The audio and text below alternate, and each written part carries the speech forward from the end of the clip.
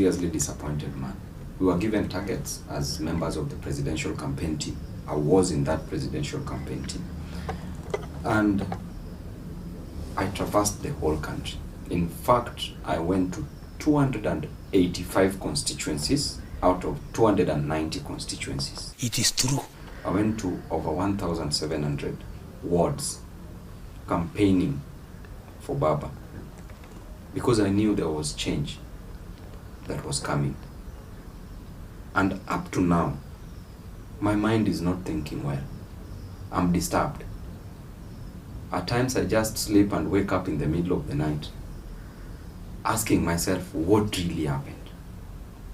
But you see, Muredi, we lost an election that was ours.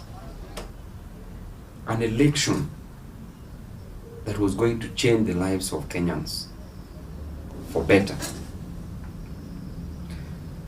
And this election, we cannot blame Kenya Kwanza. We have to blame ourselves. Okay. Within our house, that is where the problem started. Personally, I knew now I would not be sitting in this office, Muredi. Right now, I would be serving Kenyans at a different level as a cabinet secretary, either for interior or education. But look at me now. I promised Embakasi East residents that I was going to give them jobs. Guy. Some were going to work in Garissa from Embakasi East. Some were going to work in Kisumu. Some were going to Nyeri. Some were going to remain here in Nairobi. Others were going to Mombasa. And even people from various parts of this country were going to get jobs in my ministry. But now again, look at me. Multiplied by 0 and raised to power 0, which is 0. I'm where I was last time. Then at times I say that I ought not to have even joined that presidential campaign team if I would have known the results. But you see, we made fundamental mistakes, but they were by design. Because losing an election is not very easy, especially when you have the government on your side, because it can only by design. But we lost an election when we lost BBI. If you ask me, all these others were just some additional information about losing the elections. But remember, when BBI was brought, BBI was a very good document. But BBI was a document that was designed to fail. But at what point did BBI fail? BBI failed in courts. The moment we introduced a clause of the office of the ombudsman to oversight the judiciary, we lost it at that moment.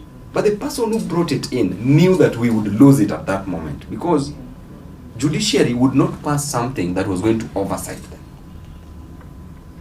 Number 2, the introduction of the 70 extra constituencies that was going to increase the wage bill.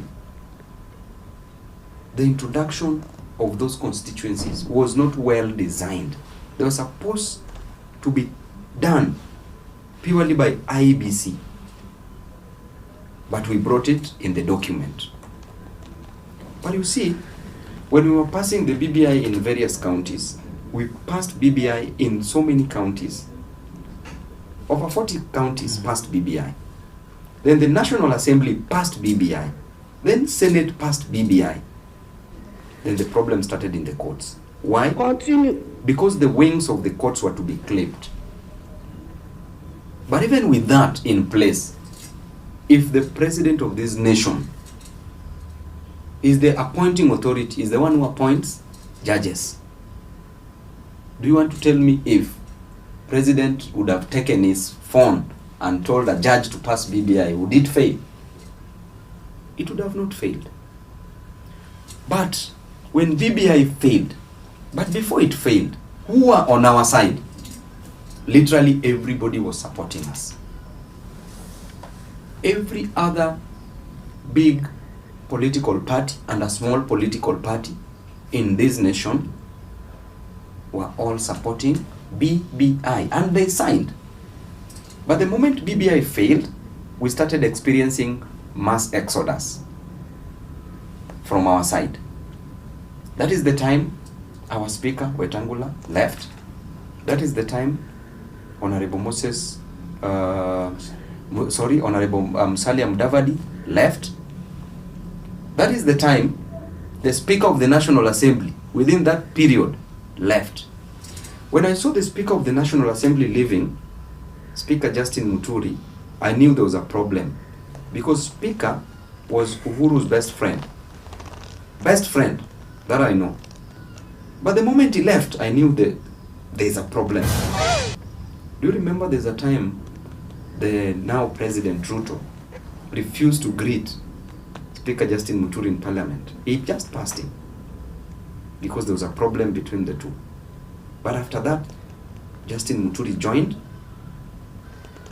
Ruto. Then after that, Waiguru of all the people, Waiguru has always been perceived to be very close to the former President Uhuru. When she had a problem, the alleged corruption case and the alleged Muosho Moja at Capitol Hill, she was very close to Baba. Very close to Baba. Then out of nowhere, she just moved towards Ruto's. She went to Ruto's camp. So this tells you something, that people who were very close to President Uhuru, very close, were moving to Ruto's side, which means that there was unwritten law. There was some form of communication. There was some assurance that people were being given. Look at Alfred Mutua.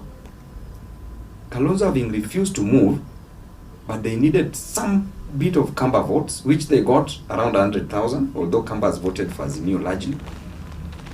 But that tilted the scale, because the 50% plus one was passed by around only 69,000 votes. But look at when Mutua moved towards the last minute.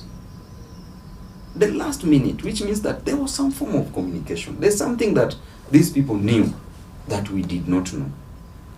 And today I'm speaking about this. Fearing nobody, fearing nothing. But because I was at the center of everything also, I must speak about it. For me to be free and for my mind to be free and for Kenyans to know what I'm thinking. But it requires a sharp brain, a very sharp brain and intellectual, to know that there was a game going on. Then, let's fast forward. There was the purported fight between the former president and the current president, Ruto. Then the fight started escalating towards elections. And it was even very nasty, to a point where the Ruto was telling Uhuru, do not kill my children. Bora usiue watoto wangu, lakini mimi na wewe tafadhali tuheshimiane. Where was that imported from? Was it necessary? But these statements were mere statements of puff. In law, they are called misrepresentation, or mere statements of puff, meant to hoodwink Kenyans, to send smoke screens that, we are genuinely fighting. That, whatever we are planning ahead, the end must justify the means. Whatever we are doing, it doesn't matter. We can equally abuse each other. We can do whatever we want to do. But the end must justify the means. But let Kenyans know that we are fighting. Because why would Uhuru and Ruto fight if in 2002 Ruto stood with Uhuru against all odds? 2013, Ruto stood with Uhuru against all odds. 2017, Ruto stood with Uhuru. And they also went to ICC together. So what is it that went wrong between the two? Nothing.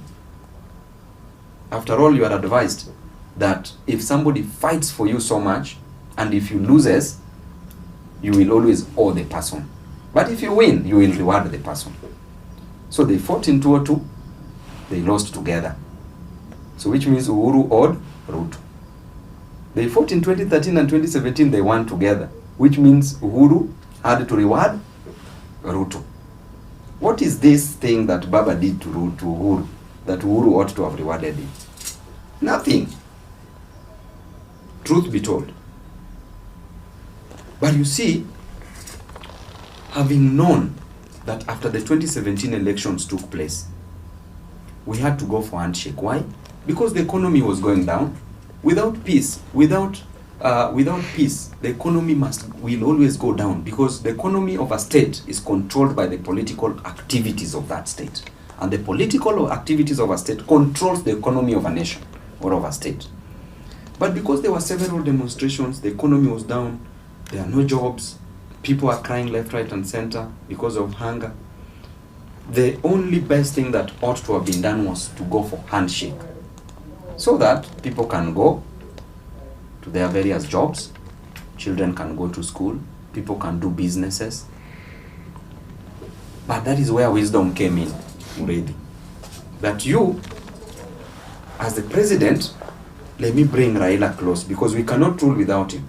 So what do? I have to handshake him. The new Ruto, as the deputy president, play opposition within the government. Historically and politically, any other person who was not in line with the president of this nation was either resigning voluntarily or made to resign. But this didn't happen with the then deputy president, who is Ruto. He didn't resign, but he played opposition within the government. Then Baba, having come with clean heart, he who comes to equity comes with clean hands. That is a maxim. So Baba came with clean hands, but the other parties did not come with clean hands. The hands were hidden, and it reminds me of Adam Smith. Adam Smith said in his book that he wrote about the wealth of nations, the book called Wealth of Nations, Adam Smith said, "It is not by the benevolence of the brewer, nor the chef, nor the waiter that you get to eat your dinner, but it is by their interest attached to it." Wealth of nations. So if you look at this, it was completely interest-based. That once I handle Baba, I will rule this country. But because I promised you, zangu kumi zako kumi, we have to fulfill this promise. Because we have the, in quotes, purported tyranny of numbers. So what do? Agree, play opposition, me, I'm in government. Of course, I'm with Baba, he has agreed, we work together. But what do? I bring in BBI. Because Baba must also explain to his people why he's gone for handshake, what he needs for us, for his people. Then he'll have to tell his people that BBI is coming, and BBI is about inclusivity. And therefore, we are going to form the next government, because even the current government is in support of the BBI. Then the BBI comes, then fails.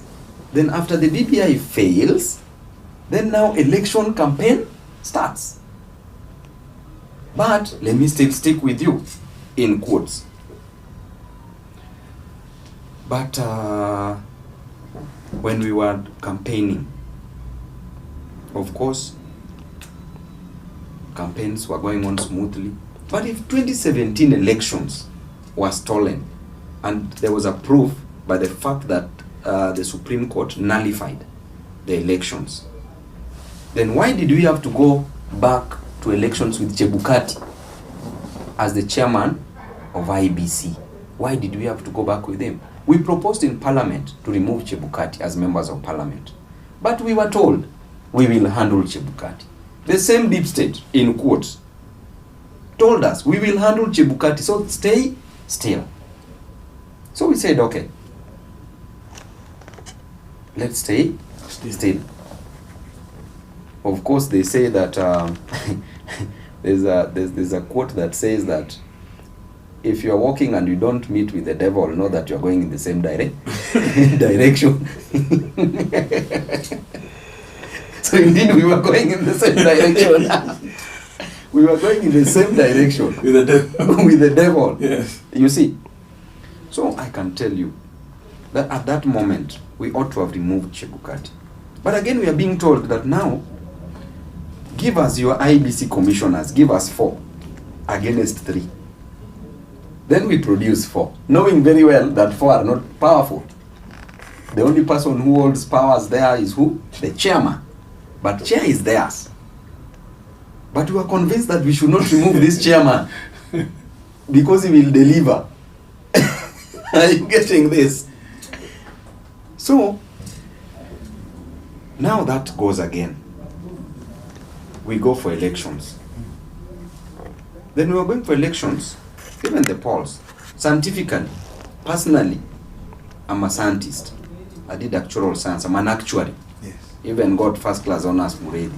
I believe in those polls. I know those polls.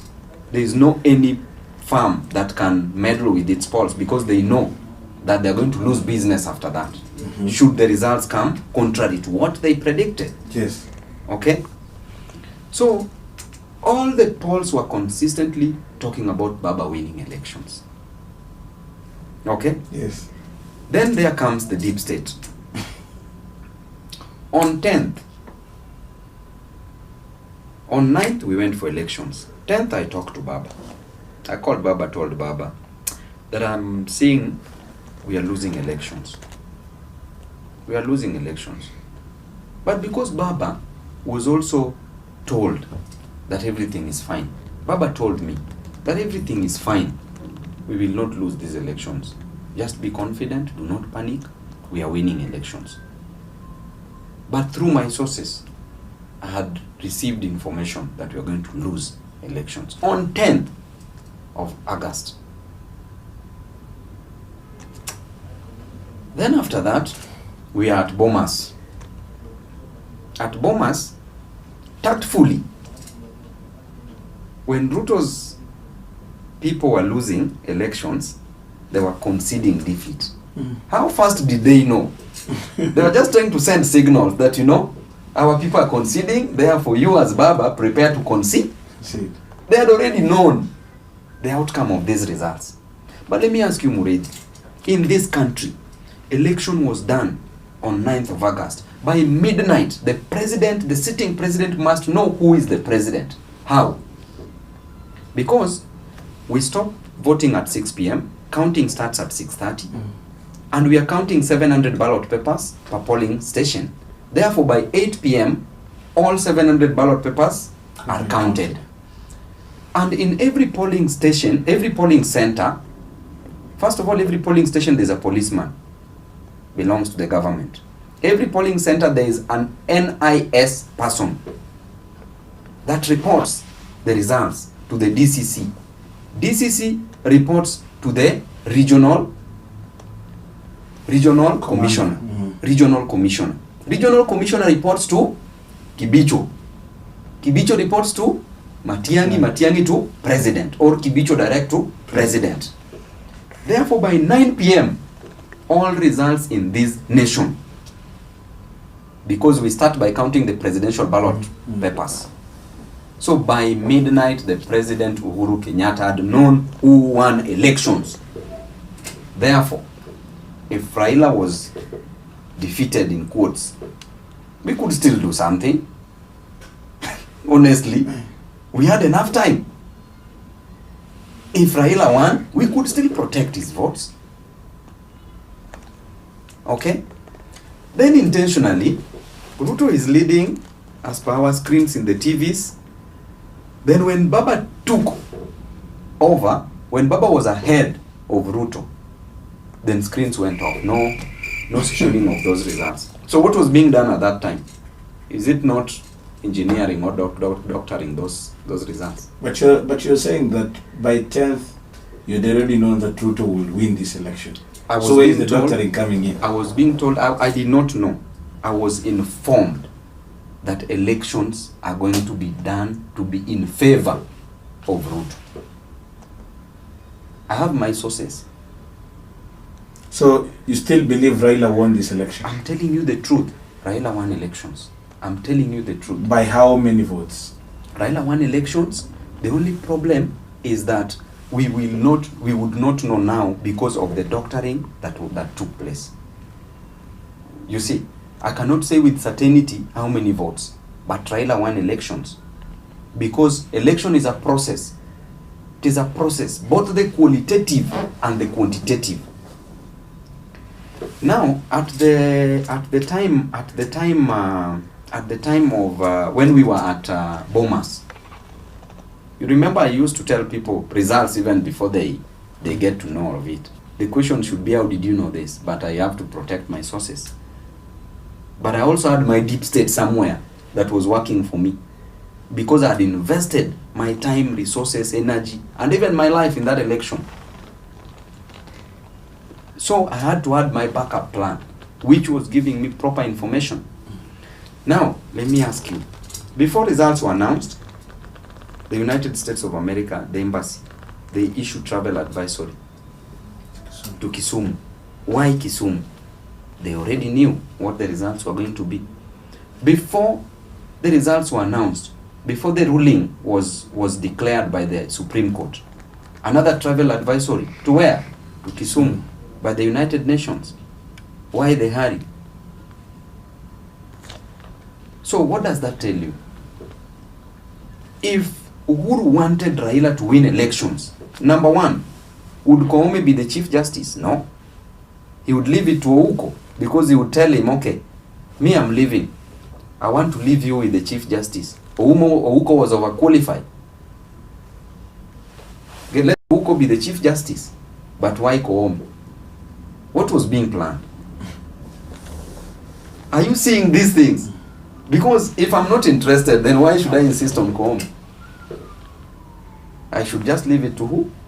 To Ouko, in case of anything.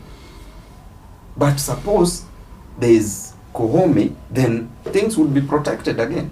Then that brings us back to again the long con. So there's a day I called Kibicho. I told Kibicho, the way things are moving,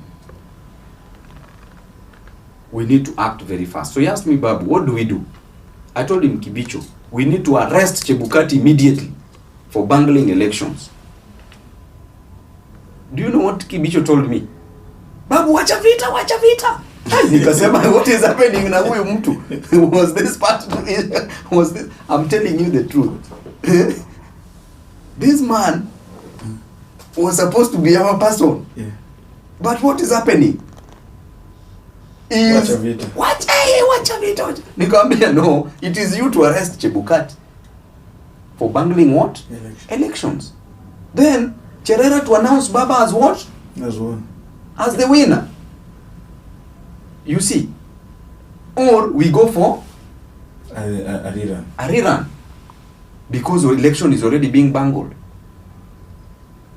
Hey, nikasema yenyewe this was a fake deep state. Aya, let me ask you, Matiang'i. Matiang'i was part of us.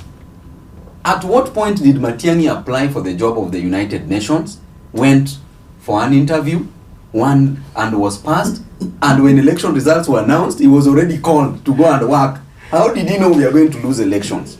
How did he know we are going to lose elections? You see, Muredi, all these things, these people were playing around with Babu. Me, I can tell you for sure. I tried explaining this to so many people. Some of them could not believe because of probably denial.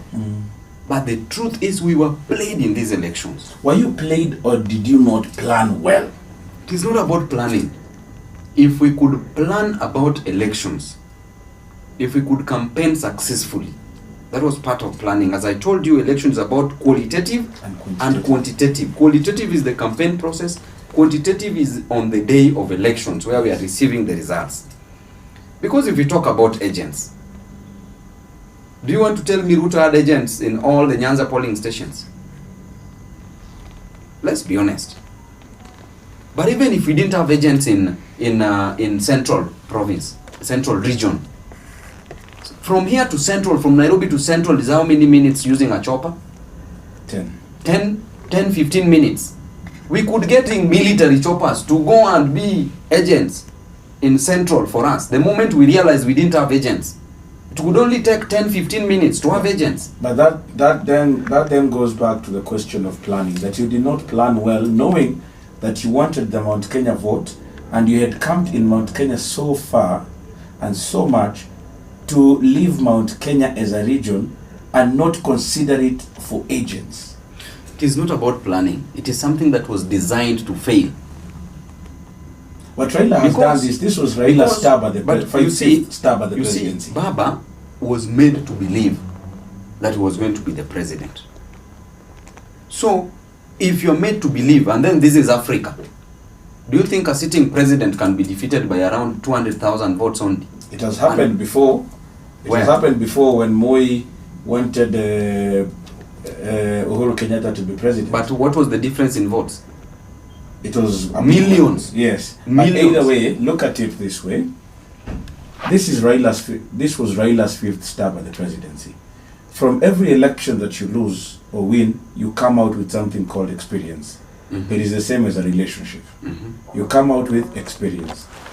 You cannot go into another election believing that somebody has told you they will make you president and they will make you president. That means that when you are told you will be made president, you relaxed. But let me ask you, when an alligator comes from the water and tells you that the crocodile is sick, will you believe it or not? You will believe. So Baba, because of the close relationship with former President Uhuru, he was made to believe that this thing was going to work. But let me tell you again. Let me just tell you again. You see, the issue of the agents were supposed to be in Central. Do you know the reason why agents withdrew from their work in Central? They were agents. But agents were told that they were going to be paid in batches. At different times, in different proportions. In the morning, they were supposed to be sent money. In the afternoon, being sent money. At the time of counting, being sent money. But in the morning, intentionally, money was not being sent. What do you do as an agent? You say that these people have duped you. They were agents. But these agents were not paid. But the person who was paying these agents, I will not name the name, but I know, we all know. It's not even from our side. The person who was supposed to pay the agents was from Uhuru's side. You see? And this person intentionally refused to pay these agents. Intentionally. Then agents decided to withdraw because we are not being paid. We were hired to work, we are not being paid. So this thing was designed. It was designed. One thing I also must appreciate the current president. He is a sharp person. I'm not supporting him. I will objectively criticize him where necessary. But what he does well, I will also appreciate that he's done it well. But what I must appreciate about Ruto, he met me in parliament. He asked me, Babu, do you believe that now I'm the president? He asked me. I told him, ulitushinda na akili. Yes. That man is a sharp man.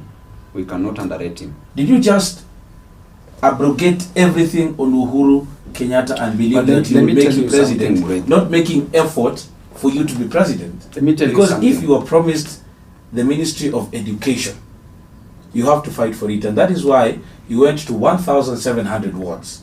True or false? Yes. So that you can secure that position. So why would Raila be told by somebody else that the central region will be secured for him and he takes it as the gospel truth? Muredi, you know, no leader rules alone.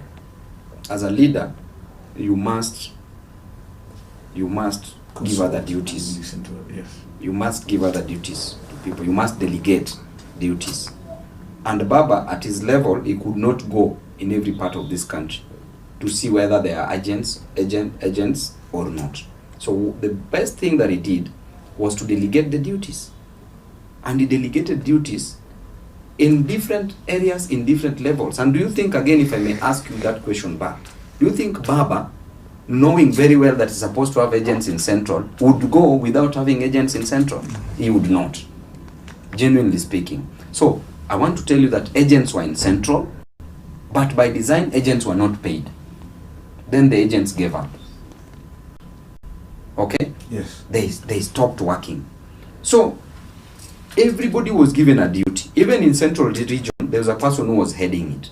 There's a person who was in charge of those agents. In Rift Valley, there's a person who was heading and a person in charge of those agents. In different areas, there were people who were in charge of the agents. But the problem is, these agents were not paid. So the agents left the stations because they knew that they were being duped. So that is what led to the purported call of no agents in Central. But they were there, but not paid. Because they were told they'll be paid in the morning, in the afternoon, and in the evening. So the moment you're not being paid, the moment food is not being brought to you, what do? You can't even drink water as an agent. You leave So the station. frustration was engineered. Perfectly well. Agents were there, were frustrated, not paid, not given food, not given water, so they had to leave. That is what led to the so-called no agents. But if you asked me, So are you also absolving the minority whip, Junet Mohammed, from the assertion that he is the one who was in control of agents and did not pay them the money that was supposed to have been given to them? people are fighting Junet for no reason. I can tell you for the truth of this matter. Do you think the money that was meant for the agents, do you think that money was commensurate to what Junet would have been in Baba's government? Do you think Junet would have left this election just to go so that he forgoes his dream in Baba's government? Probably he could have even made more money in Baba's government than that money for the agents. But there's always somebody who must always carry the cross. That is why that cross was put on Junet's back. I can't blame Junet on this. No. And nobody should blame him. Junet was not involved in this issue. Junet wanted Baba genuinely to win. Junet did not even campaign in his own constituency. Junet was campaigning for Baba. It is not because he was assured of winning in his constituency. No. Even in Nyanza, the independent candidates won. So it's not an automatic thing that once you have ODM ticket, you win. No. Olago Oluoch won in Kisumu West with Ford Kenya. Shabir independent. So it's not about that. So Junet had more to lose than to gain when he messed Baba. In quotes. If he could have messed Baba, in quotes. What was the role of the chief agent, Saitabao? You see, Saitabao was devolved to his role was devolved to being at Bomas, which was very late. It was devolved to being at Bomas only. But solely he was supposed to be doing all this thing across the nation, of which he was supposed to also delegate, because he could have not done it alone. So we can't also blame him, he did his part. But he was devolved to be at Bomas. At Bomas, it was already too late for us. You get it? Yes. So these stories that Mara Junet, Nini, hizo ni stories. Somebody must always take the blame. But me, I went with Junet in these constituencies, campaigning for Baba. That man should be respected. He did his role, he worked. Yes, everybody has a weakness, but we should not solely put that on him.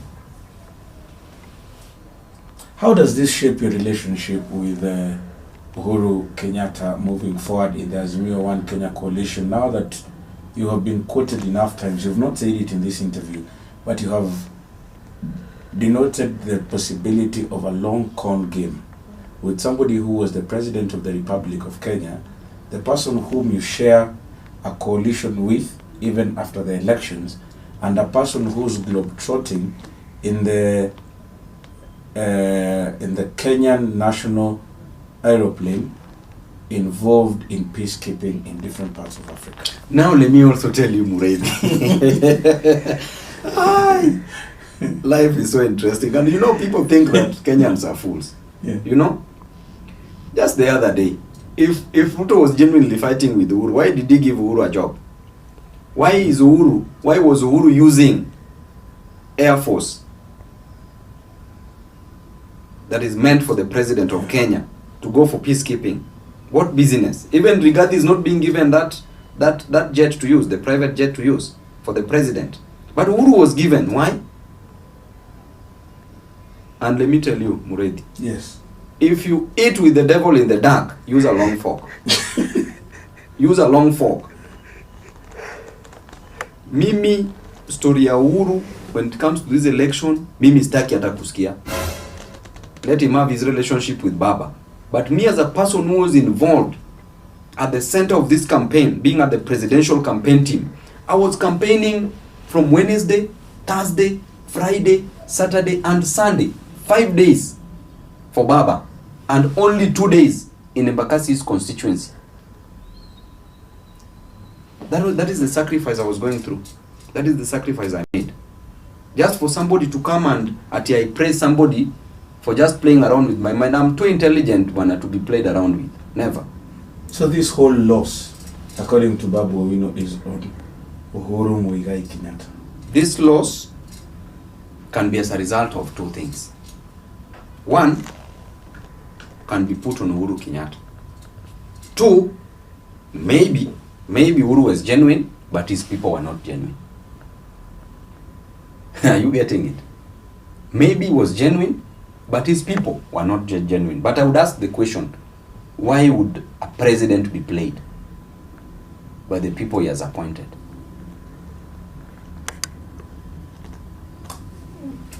If another opportunity would come, how differently would you do it? And does Raila have any other chance?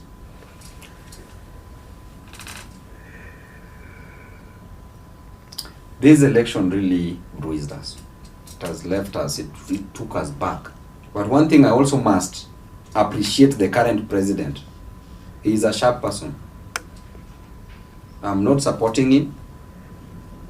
I will objectively criticize him where necessary. But what he does well, I will also appreciate that he's done it well. But what I must appreciate about Ruto, he met me in parliament. He asked me, Babu, do you believe that now I'm the president? He asked me. I told him, ulitushinda na akili. Yes. That man is a sharp man. We cannot underrate him. Therefore, if we are going to 2027, we must resume. You need only the likes of Babu Owinos around you. The people who can think 25 hours in a day. Not 24 hours, 25 hours in a day. That is what I can say. If we are to go for 2027 elections again, which is tomorrow's problem, it is not today's problem. Today's problem is to work for Kenyans and deliver the services that we promised to Kenyans. Do you think Raila can run again? Why not? Raila can still run again. Because constitutionally, it allows him to vie. Raila is still fit. Raila is still healthy. Raila can still run again. But that is him to decide. Is there a possibility that William Ruto might wow you and other sharp-thinking Kenyans into working with him as 2027 approaches? I think I'm too expensive for Ruto. You see, maybe as a principal, but again, it is tomorrow's problem, but not today's problem, you know? It is tomorrow's problem. Because only me, Babu Owino, one Babu Owino in Azimio, can handle all the Kenya Kwanza members of parliament. Fair and square. You see? But that is tomorrow's problem. But for now, what I want to concentrate on is just working for the people of Embakasi East and making laws which are so good, which are in favor of Kenyan citizens. So working for Embakasi East residents and working for Kenyans. Where the government will wrong, I will talk about it. I will criticize it objectively moving forward. If you're given an opportunity to sit down, Where the government will do better, I will appreciate them for doing better. if you're given an opportunity, Muigai Kenyatta, president, the fourth president of the Republic of Kenya, what would you tell him? To be honest, just to be honest, at times it's good to be honest. I would just tell him to be honest. But I cannot also blame Uhuru for our loss, because we ought to have been intelligent enough to see and to know and to read in between the lines. But probably we did not see. So I cannot also blame him 100%. Are there people, do you believe that people on your side, the likes of Kalonzo Musyoka, Martha Karua, were genuine people? Very genuine. Kalonzo was very genuine, and he delivered votes. Martha Karua was very genuine and she delivered votes. Baba was very genuine. But even Uhuru coming to us also added us votes, because people in Central also voted for us. People in Northeastern You got voted for us. 880,000 votes in Mount Kenya. Just imagine. So they also voted for us. It's only that what we ought to have learned is that 2017, the election was stolen. So it was not about the people voting. It is about people being voted for. That is what we ought to have learned. But you already said these people frustrated that system that will have allowed you to have been voted for in the long con game. But you see, this was by design. Yeah. This was by design. Because I can give you the resources you need for campaigns. I can equally give you the people. But for every one person I give you, I take two. by my Kamago. or by any other means. Has Babu Owino, now I'll ask you the same question asked by William Ruto. Has Babu Owino made peace with the fact that William Samoei Arap Ruto is the President of the Republic of Kenya? Today I will tell you, Muredi, that the day I saw Ruto in Parliament, This is a video we can use to promo. today I will tell you, Muredi, that the day I saw Ruto in Parliament, and he walked, I can tell you, Muredi, the day I saw Ruto in Parliament, and he asked me a question that, Babu, sasa umeamini mimi ni rais? And I told him, His Excellency, ulitushinda na akili. I want to tell you that it took me a long time to believe, but eventually I believed that Ruto is the president. What I can advise, a word of advice to the president, is that the promises that he made to Kenyans, let him fulfill. These Kenyans are starving, Kenyans are suffering. They just want a solution, nothing else. Please give Kenyans the solutions they need. As Babu Owino, I will play my part in opposition. I will play my role in opposition and ensure that at least the government is kept in check, that there are checks and balances by the doctrine of the separation of powers, checks and balances, and also work for my people. And what I can say is that either Uhuru was with us or not. If he was with us, then his people were not with us. Or him and his people were not with us. That is what it can just. I'm a seriously disappointed man. We were given targets as members of the presidential campaign team. I was in that presidential campaign team. And I traversed the whole country. In fact, I went to 285 constituencies out of 290 constituencies. I went to over 1,700 wards campaigning for Baba, because I knew there was change that was coming. And up to now, my mind is not thinking well. I'm disturbed. At times I just sleep and wake up in the middle of the night asking myself what really happened. But you see, Muredi, we lost an election that was ours. An election that was going to change the lives of Kenyans for better. And this election, we cannot blame Kenya Kwanza. We have to blame ourselves. Within our house, that is where the problem started. Personally, I knew now I would not be sitting in this office, Muredi. Right now, I would be serving Kenyans at a different level as a cabinet secretary, either for interior or education. But look at me now. I promised Embakasi East residents that I was going to give them jobs. Some were going to work in Garissa from Embakasi East. Some were going to work in Kisumu. Some were going to Nyeri. Some were going to remain here in Nairobi. Others were going to Mombasa. And even people from various parts of this country were going to get jobs in my ministry. But now again, look at me. Multiplied by 0 and raised to power 0, which is 0. I'm where I was last time. Then at times I say that I ought not to have even joined that presidential campaign team if I would have known the results. But you see, we made fundamental mistakes, but they were by design. Because losing an election is not very easy, especially when you have the government on your side, because it can only by design. But we lost an election when we lost BBI. If you ask me, all these others were just some additional information about losing the elections.